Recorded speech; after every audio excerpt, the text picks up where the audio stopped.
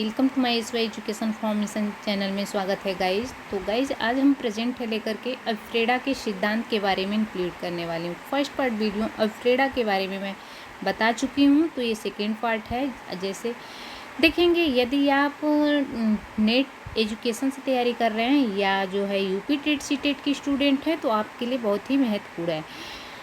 Alfreda के सिद्धांत पहले नंबर पे देखेंगे कि मूल प्रवृत्त्यात्मक सिद्धांत है हमारा।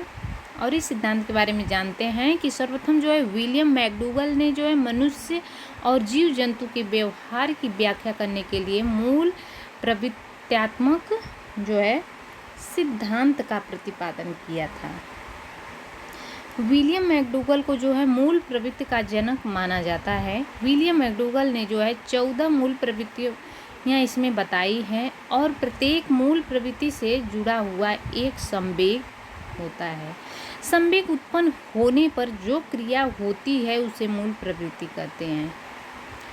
ठीक है, अब देखेंगे मुख्य रूप से कितने मूल प्रवृत्ति हैं। 14 मूल प्रवृत्तियां हैं मनुष्य में पाई जाती हैं।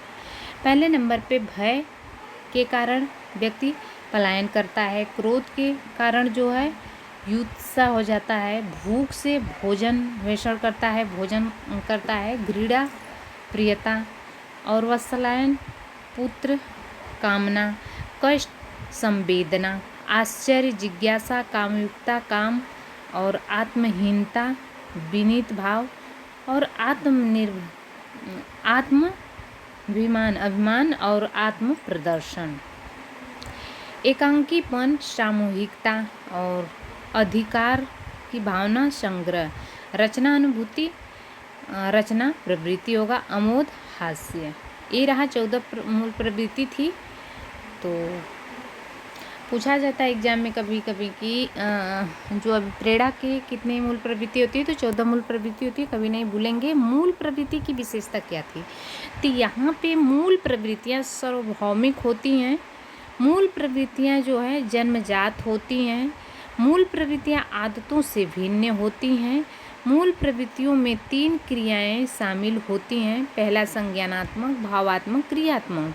मूल प्रवृत्तियाँ जो होती हैं व्यक्ति को क्रिया करने के लिए प्रेरित मोटिवेट करती है। मूल प्रवृत्ति जो है व्यक्ति के बिहेवियर को संचालित करती है। मूल प्रवृत्तियों की मात्रा जो है सभी व्यक्तियों में समान नहीं होता है, सभी लोगों में अलग अलग होता है। मूल प्रवृत्तियाँ जो होती है गाइस परिवर्तनशील होती है। तो I hope in this point clear हो गया होगा। एक सेकेंड, नेक्स्ट देखते हैं मनोविश्लेषणात्मक सिद्धांत के बारे में। तो इस सिद्धांत के अनुसार और चेतन में अंतिम इच्छाएं व्यक्ति को क्रिया करने के लिए प्रेरित करती है। ठीक है, अब उपलब्धि अभिप्रेरणा के सिद्धांत में गाइस देखेंगे कि इस सिद्धांत का प्रतिपादन डेविस मैकक्लेलैंड के द्वारा किया गया है, और इसके सहयोगी एंटकिंसन ने जो है होयंगा, डेविस, मैकक्लेलैंड, हार्वर्ड विश्वविद्यालय के मनोवैज्ञानिक ने किए थे। इस सिद्धांत में सर्वप्रथम सर्वश्रेष्ठ गाइस देखेंगे व्यक्ति वहाँ तक पहुँचने की चाह रखता है जहाँ तक प्रयासों द्वारा पहुँचा जा सकता है। इस सिद्धांत में चाह व्यक्ति को क्रिया करने के लिए प्रेरित करती है, मोटिवेट करती है। नेक्स्ट देखेंगे आवश्यकता पदानुक्रम सिद्धांत जो है गाइस, इसके बारे में आपको बताते हैं। ठीक है, जो हमारा इस तरह से वो बनता है। तो इसमें दैहिक आवश्यकता, सुरक्षा की आवश्यकता और स्नेह की आवश्यकता, सम्मान की आवश्यकता, अंतिम क्या होता है कि आत्मानुभूति। जब इच्छा पूरी होती है तो बहुत कम ही लोग की इच्छाएं पूरी होती है, पूरा वो कंप्लीट बॉर्डर पर यहाँ पहुँच जाता है आत्मा अनुभूति पर। तो ये क्या है, मैस्लो के द्वारा दिया गया आवश्यकता के जो अनुसार जो है 5 जो है मैस्लो के अनुसार जो है 5 आवश्यकताएं व्यक्ति के कार्य करने के लिए मोटिवेट करती है। अब देखते हैं गाइस यहाँ पे आगे कि संतुलन अस्थैर्य सिद्धांत। इस सिद्धांत को लोकप्रिय बनाने का श्रेय जैकलीन होकर के एप्पल को जाता है। इस सिद्धांत के असंतुलन की स्थिति में भी संतुलन बनाए रखने के लिए प्रेरित करता है।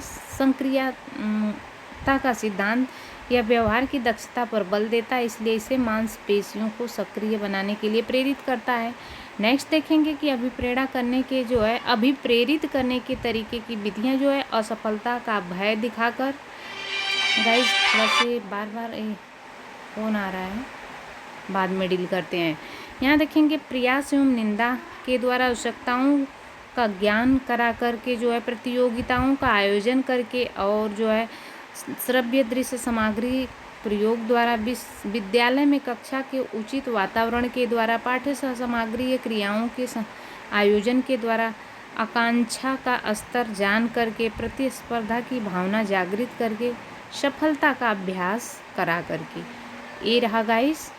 अब देखेंगे अधिगम में अभिप्रेरणा का महत्व, व्यवहार को नियंत्रित जो है करने में सहायक, ठीक है, ध्यान केंद्रित करने में सहायक, चरित्र निर्माण में सहायक, लक्ष्य प्राप्ति में सहायक, अधिगम तत्परता जागृत करने में सहायक और रुचि जागृत करने में भी सहायक जो होता है, और मानसिक क्रियाओं के विकास में सहायक, अनुशासन स्थापित करने में सहायक, आत्मनियंत्रण में सहायक और अधिगम की गुणवत्ता बढ़ाने में सहायक होता है।